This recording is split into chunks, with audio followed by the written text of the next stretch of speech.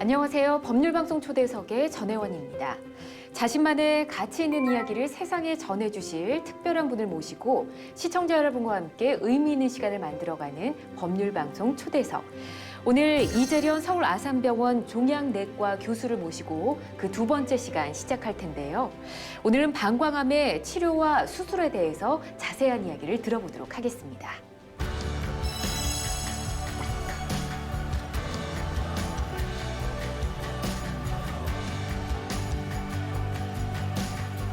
교수님 안녕하세요. 네, 안녕하세요. 반갑습니다. 네, 반갑습니다. 네.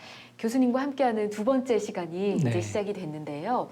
오늘 본격적으로 방광암의 수술과 치료에 대해서 좀 알아보고 싶습니다. 네. 자, 가장 먼저 드리고 싶은 질문이 대부분 방광암은 좀 연세가 있으신 분들이 걸리는 병이지 않나 이렇게 생각을 하는데 요즘 어떻습니까? 맞습니다. 방광암도 고령의 환자한테 발생합니다. 그래서 평균 방광암의 발생 연령이 한 70대, 75세 그쯤에 잡혀 있습니다. 그렇다고 해서 젊은 분한테 전혀 생기지 않는 종양은 아닙니다. 일부에서는 이제 젊으신 분한테 생기는데 사실 이제 그 부분을 한번 우리가 이야기를 해야 될 것 같아요.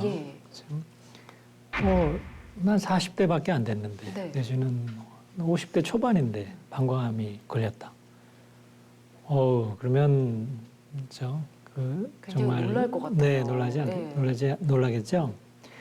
그래서 그런 경우는 우리가 유전성을 좀 생각해 봐야 됩니다. 아, 그렇군요. 네. 그래서 대부분의 암은 사실 어느 부분은 유전적인 요인이 있어요. 방광암은 상대적으로는 좀 덜한 편입니다. 그런데 같은 요로계에 있는 신호암이나 요관암은 유전성이 꽤 알려져 있습니다.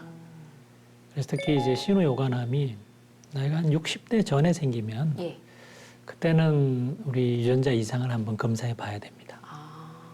그래서 그게 우리가 치료 지침이기도 하고요. 특히 가족력이 있는 경우 또 우리가 꼭 그 신우요관 내지는 방광암 가족력뿐만 아니라 우리나라에 이제 많은 암에 속하죠. 대장암 그리고 자궁도 이제 자궁 경부암 말고 자궁 내막암이 있어요.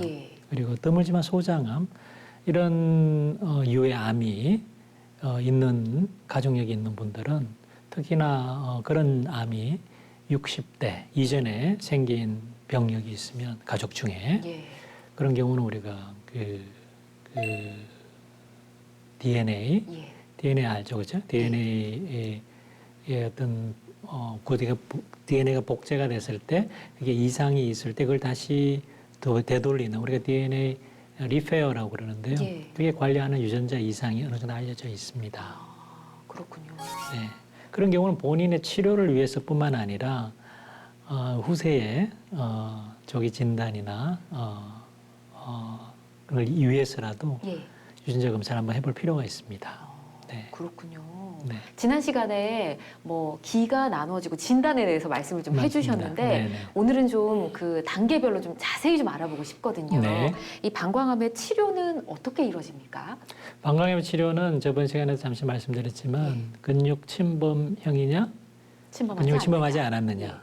근육 침범을 하지 않았으면 방광을 보존하고 그래서 경요도 절제술 이후에 그 위험 정도에 따라서 방광 내 약물 치료. 그 약물 치료는 BCG 치료를 하는 것으로 제가 말씀드렸고, 근육을 침범한 경우에는 이제 주 치료는 방광 절제술이라고 말씀드렸습니다. 근데 방광 절제술이 기억이 나실지 모르겠습니다. 방광 절제술이 환자에게 남기는 상처가 너무 큽니다. 그렇죠. 기능적인 소장을 좀 일부 변형한다고 얘기해 주셨고요. 그리고 소장을 이용해서 대용 방광을 조성하더라도 그 기능이 제대로 원래 방광 기능에 도달하기는 그렇게 예상하지는 않고요. 어느 정도 그 사회생활하는데 큰 문제가 없을 정도까지 회복하는데도 최소한 1년 정도가 필요하거든요. 그렇군요. 네. 그리고 또 상당수의 환자분들은 그런 대용 방광을 할 수 없는 상태가 됩니다. 그렇죠. 그런 경우는 이제 회장 도관을 조성할 수밖에 없죠. 예, 그런 배를 경우는 통해서 이제 그렇죠. 요루를 해낸다고. 가지고 있어야 된단 말이에요. 예. 요루가 얼마나 불편하겠어요. 지금도 기억이 나는 환자분이 한 분 있는데 네. 저희는 이제 이걸 방광암 자주 보고 수술이 뭔가 제가 다 예측하고 있으니까 그렇게 크게 환자분하고 이제 수술에 대해서 제가 상의하지 않았었는데 그분은 이제 방광 침륜을 넘어서 많이 진행했던 환자분인데 예. 항암 치료 이후에 많이 좋아졌어요. 예. 그래서 우리가 이분을 정말 완치를 시키고 완치를 우리가 달성해 보자. 그래서 우리 남아있는 그 방광에 남아있는 종양 수술로 절제합시다. 그래서 흔쾌히 그분도 동의하시고 수술을 하셨는데 여성분이었습니다. 예. 초로의 여성분이었는데 수술하시고 나서 이제 요루를 가지고 오셨죠. 근데 그 모습을 보니 이걸 참을 수가 없는 거예요. 네. 그런 기억이 있어요. 그래서 환자한테 남기는 상처가 이렇게 크구나. 그래서 본인이 이제 그 수술을 하신다면 수술에 관련된 그 과정뿐만 아니라 수술 이후에 관련해서 부작용, 기능적인 장애에 대해서도 수술 전에 충분히 우리 비뇨기과 선생님과 상의할 필요가 있다고 생각해요. 그래서 이제 근육을 침범한 방광암의 주된 치료는 방광 절제술이에요. 예. 그렇게 큰 수술을 했으면 효과 좋아야죠. 완치율이 높아야죠. 높지 않은가요? 완치율이 이렇게 얼마나 될 것 말씀하시는 거 같습니까? 보니까 굉장히 지금 어떻게 대답을 해야 될지 네. 고민이 많이 되는데요. 네, 우리가 이제 근육을 침범하면 2기니까요. 예. 네. 2기는 한 65%, 70% 완치가 돼요. 2기는 예. 그래도 꽤 높은 편이죠. 그런데 30에서 35%는 재발한다는 거죠. 아, 그렇군요. 네. 그러면 3기는 이때는 50%가 안 됩니다. 아, 35%, 40% 수준으로 떨어지고요. 예. 4기가 됐다. 방광을 수술해 보니까 이게 전립선도 침범하고 여성의 경우는 자궁경부도 막 침범했다. 예. 이렇게 되면은 완치율은 25%까지 떨어집니다. 그 말은 그래서 다 뭉뚱그려서 예. 수술 이후에 재발하는 환자가 반이에요. 그런데 이렇게 힘든 수술을 했는데 반이 재발해요. 예. 이게 이해가 되세요? 그죠? 내가 정말 힘들게 진단받고 치료했고 이렇게 했는데도 내가 반이 재발했다. 예. 재발하면 사실은 그 이후에는 우리가 완치가 되는 분은 소수입니다. 그래서 어떻게 하면 이 재발을 줄이고 그걸 통해서 우리가 완치를 높일 수 있겠느냐. 네. 그 많은 연구들을 했어요. 이제 수술하시는 우리 비뇨기과 선생님들은 어떻게 수술 방법을 좀 더 잘할까. 네. 그치? 전이가 생기는 이제 림프절들을 많이 좀 더 떼볼까. 그런데 다 실패했어요. 예. 수술을 어떻게 바꾸어서는 완치율을 높일 수는 없겠다. 아. 그런데 이제 유일하게 네. 보고된 것이 수술 전에 항암 치료를 하면 네. 수술만 한 환자에 비해서 완치율을 많게는 15%까지 올린다. 오. 네. 유일하게 예. 완치율을 높인다고 알려져 있는 치료 방법이에요. 항암 치료라고 저희가 보통 생각하면 좀 굉장히 좀 고통스럽고 힘든 치료라고 생각을 하잖아요. 네, 맞습니다. 예, 그러면 그 항암 치료를 하지 않고 바로 나는 수술하겠다 선택하는 환자들이 좀 있다는 말씀이신 거잖아요. 근데 치료를 하는 게 더 낫다는 거네요. 그렇죠. 우리가 완치율을 높일 수 있는 치료, 완치율을 높여준다고 알려져 있는 확실한 치료죠. 그런데 말씀하신 것처럼 네, 항암 치료에 대한 거부감이 있죠. 그러니까요. 네, 우리가 많이 봤잖아요. 항암 치료 그러면 영화를 보면 이제 대부분 이제 머리가 이제 머리카락이 빠지고, 없는, 네. 살도 많이 빠지고 네. 이런 얘기를 그리고 막 많이 구역 구토 때문에 막 화장실에서 막 그 변기 끌어안고 구토하는 예. 그런 모습이 각인이 돼 있잖아요. 네. 근데 그거는 이제 사실 옛날 이야기죠. 아, 요즘 많이 달라졌나요? 1980년대 이제 90년대 이후에는 우리가 그 항구토제가 많이 개발이 되어 있기 때문에 구역 구토가 주된 부작용으로 인해 치료를 못하겠다는 환자분은 아주 극소 많이 줄었습니다. 예. 물론 불편하죠. 불편하고 아직까지 해결되지 않는 것이 탈모. 네, 근데 탈모는 우리가 20, 30%에서는 탈모가 생기지만 또 상당수에서는 탈모가 없는 분도 있고 탈모가 있더라도 사회생활 할 정도의 탈모가 정도 되는 분도 있었어요. 그렇군요. 그 쉬운 치료는 아닙니다. 그렇지만 어떻게 보면 죽느냐 사느냐의 문제잖아요. 그렇죠. 예, 그래서 치료 원칙은 수술하기 전에 네. 항암 치료를 3개월간에 걸쳐서 네. 하는 것입니다. 아, 그래서 3개월간의 항암 치료를 하러 이제 오시죠. 네. 올 때 이제 그때 이제 저희가 치료를 시작하게 하죠. 예. 그래서 저희가 약은 두 가지입니다. 항암 치료하는 방법은 크게 두 가지가 있어요. 하나는 3개월짜리가 있고 하나는 그걸 촘촘히 합니다. 촘촘히. 촘촘히요? 네, 2개월 내 끝낼 수가 있어요. 아, 좀 서둘러서 여러 번 하는 건가요? 네, 좀 더 간격을 좁히고 예. 대신 간격을 좁히면 부작용이 있잖아요. 예. 그래서 부작용을 줄이기 위해서 부작용 예방하는 아, 그런 이제 우리가 그 특히나 백혈구가들이 떨어지는 그래서 우리가 감염이 되는 부작용을 막기 위해서 백혈구를 촉진시켜주는 그런 성장 촉진 인자를 같이 써서 예. 2주마다 촘촘히 4번을 하면 3주에 하는 걸 그 4번 하면 12주잖아요. 네. 2주마다 하면 4번이 끝나면 8주잖아요. 한 달 네. 빨리 끝낼 수가 있죠. 그렇게 하면 완치율을 15% 올린다. 하실 것 같아요? 안 하실 것 같아요? 15%인데 네. 거기에 희망을 걸어야 할 것 같기도 하거든요. 그 네, 상황이 된다면. 네, 예. 네. 어떻습니까, 실제로는? 실제로는 대부분의 환자분이 동의하십니다. 아, 그렇군요. 네. 내가 이 치료하면 50% 완치인데 수술만 하면 수술 전에 항암 치료해서 15% 올려서 65%가 됐다. 네. 할 것 같은데. 할 것 같아요? 힘들지만 조금 예. 더 확률을 올리는 거니까. 예. 예. 어렵습니다. 예. 쉬운 선택이 아닙니다. 그렇죠. 15%가 이득 보는 거예요. 예. 그죠? 어차피 50% 완치되는 분은 항암 치료를 하더라도 완치가 되는 것이고 또 재발될 50% 환자분 중에 항암 치료로 우리가 구제가 되는 분은 15%예요. 네. 그래서 결국은 100명이 치료했을 때 15명이 이득 보는 치료예요. 이득은 15명인데 불이익은 100명입니다.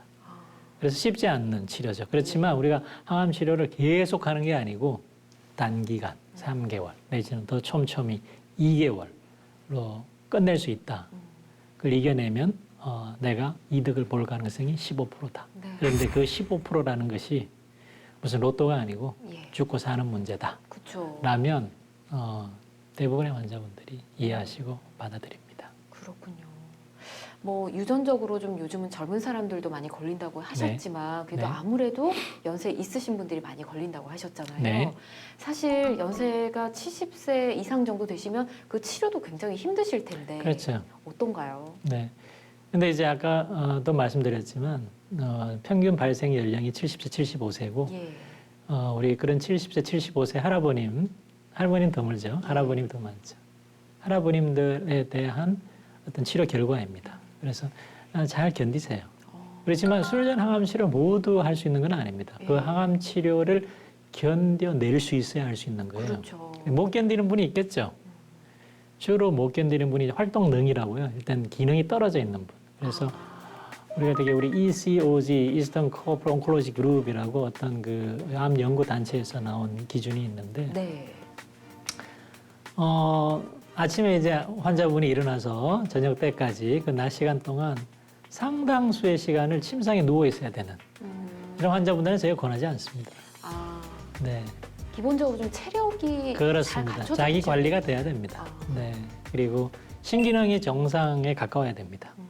신기능이 우리가 쓰는 치료가 신기능을 어느 정도 손상을 일으킬 수가 있습니다. 그래서 네.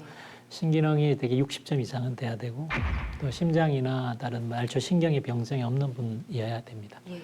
그런 한 가지라도 문제가 있는 분들은 저희가 항암 치료를 권하지 않습니다. 그렇군요. 네, 그런 분들은 바로 수술을 하는 것이죠. 지난 시간에 이제 근육을 침범하지 않은 경우에 대해서 뭐 약물 치료도 하고 연기 1기에 대해서 말씀을 잘 해주셨는데 그러면 2기, 3기, 4기로 넘어가면 이제 수술이 좀 더 복잡해지지 않습니까? 네. 그러면 2기, 3기, 4기가 그 수술 과정이 다 다른가요? 아니면 비슷한 같습니다. 것 같아요? 네, 치료 방법도 동일할까요? 그렇습니다. 재발률의 차이가 나는 거죠. 재발률 차이에 따라서 그렇죠. 네. 재발률 치료는 같습니다. 재발을 하게 되면 네, 앞서 시행했던 수술을 또 다시 받아야 되는 건가요? 아니요. 아까 제가 말씀드린 것처럼 예. 재발은 대부분에서 그 병으로 인한 사망을 의미합니다. 아, 그래요. 네, 그렇기 때문에 재발률 15%를 줄인다라는 것으로 예. 대부분의 환자분들이 치료를 선택하는 이유이기도 합니다. 아, 되게 재발 방광암이잖아요, 그죠? 예. 방광암을 치료하기 위해서 방광을 절제했어요. 방광이 없는데 어디 방광이 재발하겠어요, 그죠? 방광 재발하지 않죠.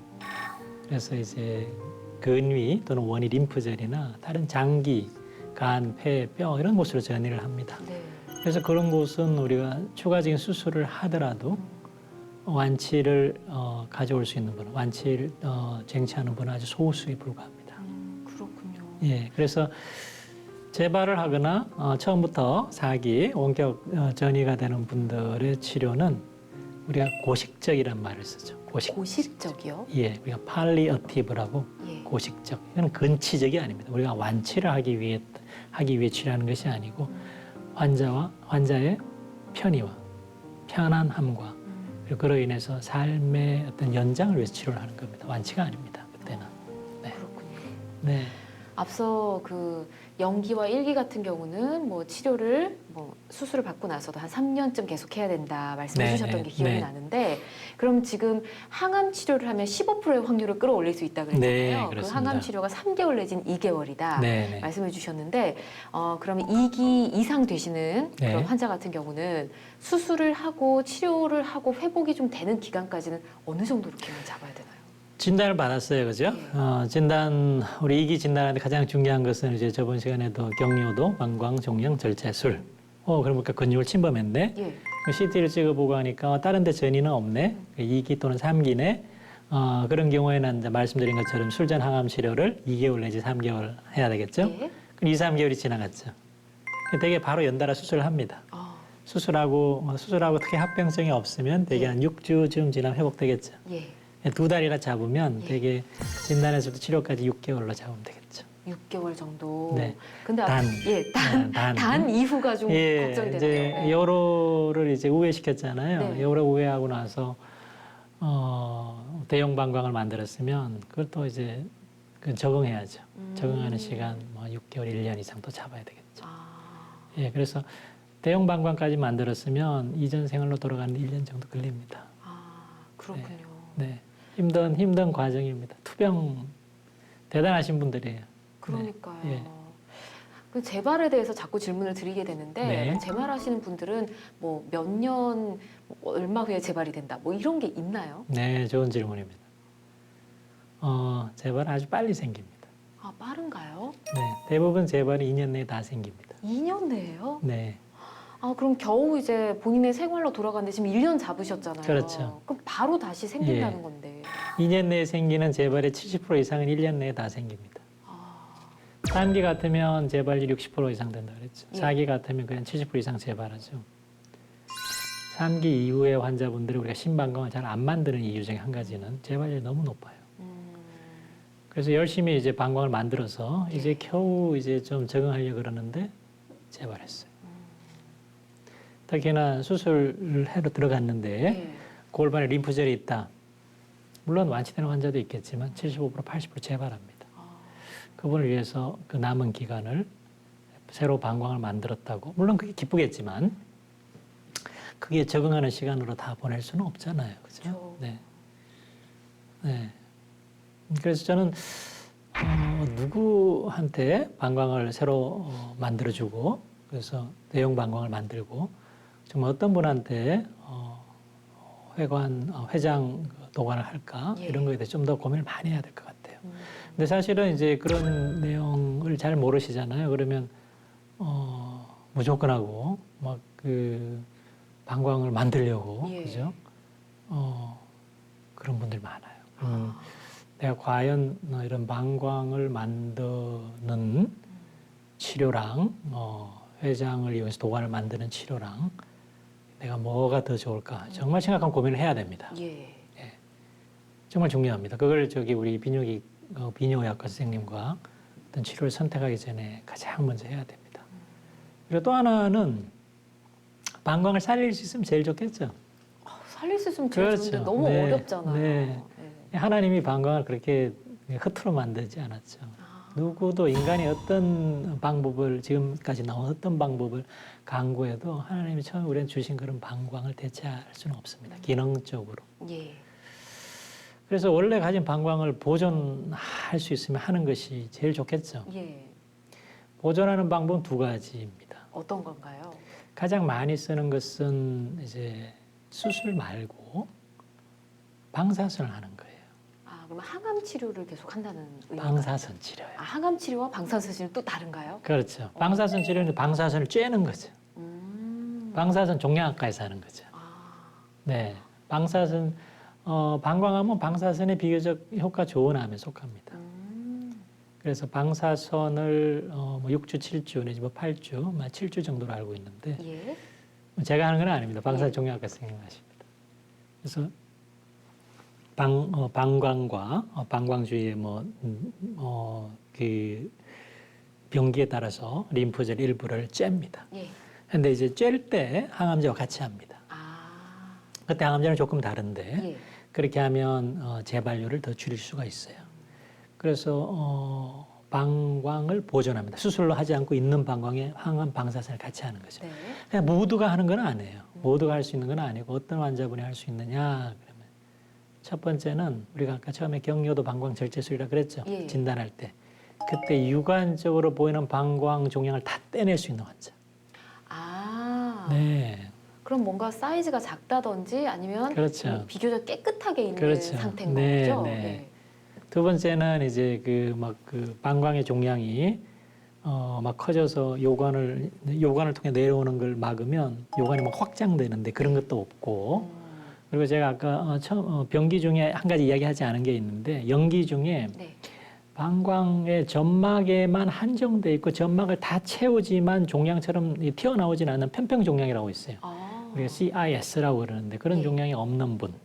그런 분 같으면 거의 수술에 버금가는 완치율을 달성할 수 있다. 그렇군요. 네. 예. 그래서 어떤 우리 환자가 진단이 됐을 때 이 환자가 우리가 수술을 할 것이냐, 방광을 보존할 거냐, 그래서 방광을 보존할 수 있느냐, 그 이야기를 많이 해야 되죠, 사실은. 예. 그래서 한 과, 예를 들어서 우리가 민요의학과 내지는 종양내과 내지는 방사선 종양학과 한 과의 의견만 들어서는 안 됩니다. 그래서 우리가 협진을 하는 거죠. 예. 그런데 우리 협진을 하다 보면 이제 이분은 무슨 치료가 최선이다, 이분은 무슨 치료가 최선이다는 게 어느 정도 알고 있기 때문에 네. 상의하지 않는 경우도 있는데, 근데 아주 일부는 아니죠. 상당수의 환자는 어떤 치료도 할 수 있는 그런 가능성이 있기 때문에 네. 그런 환자분한테 우리가 우리 병원에서도 비뇨기 암센터에서 협진을 합니다. 그러면 이제 비뇨의학과 선생님 수술하시는 그리고 그 방사선 종양학과 선생님 또 그리고 영상의학과 선생님이 또 영상 봐주시면서 같이 토의해서 환자분이 이제 같이 보면서 최선의 치료를 결정하게 되죠. 이런 방광암뿐만 아니라 대부분의 암의 치료에 있어서 어떤 다학제라는 말을 씁니다. 다학제. 예, 다자는 많을 다자죠. 학제는 이제 과를 이야기합니다. 그래서 우리가 multidisciplinary. 그래서 여러 과가 같이 모여서 최선의 치료를 찾아내고 각 과가 잘하는 것을 발전시키는 이것이 우리 환자분에게 완치를 조금이라도 높일 수 있는 방법이겠죠. 그렇군요. 제가 중간에 이야기를 너무 많이 나와버렸는데요. 방법이 또 방광을 보존하는 그렇죠. 방광을 보존하는 한 가지 방법 중에 두 번째 방법은 방광 부분 절제를 하는 거죠. 부분 절제요? 예. 방광이 원래 기능이 좋아야 되겠고, 그리고 방광을 저 아래쪽과 위쪽으로 나누는데, 위쪽에 일부에 한정되어 있을 때, 그런 거는 방광 일부만 절제하는 그런 방법. 저희도 많이 사용하고 있습니다. 그래서 저희 어떤 과정을 보면, 이제 경요도 방광 종양 절제술로 그 근육 침범이 됐다. 전이가 없다. 그러면 일단은 항암 방사선 할 건지 결정을 하고 항암 방사선 할 수가 없다. 그러면 일단 선제 항암 치료, 술전 항암 치료를 하고 나서 아주 일부 환자들, 가끔 말씀드린 도움에 천정에 있거나 다시 수술하거나 항암 치료하고 나서 4시간 새로 봅니다. 보고 나서 종양이 없어졌다. 원래 있던 부위에도 잘 보이지 않는다. 예. 그러면 그런 부분 일부의 환자분들한테는 방광 부분 절제를 합니다. 네, 정말 암 환자들은 인생에서 가장 중요한 갈림길에 서 있지 않습니까? 충분히 스스로 병을 알고 준비를 해야만 좋은 결과를 얻을 수 있을 텐데요. 환자를 최선을 다해서 돕기 위해서 가장 곁에서 힘을 쓰시는 분들의 이야기를 오늘 들은 것 같습니다. 오늘 좋은 말씀 고맙습니다, 교수님. 네, 감사합니다. 감사합니다.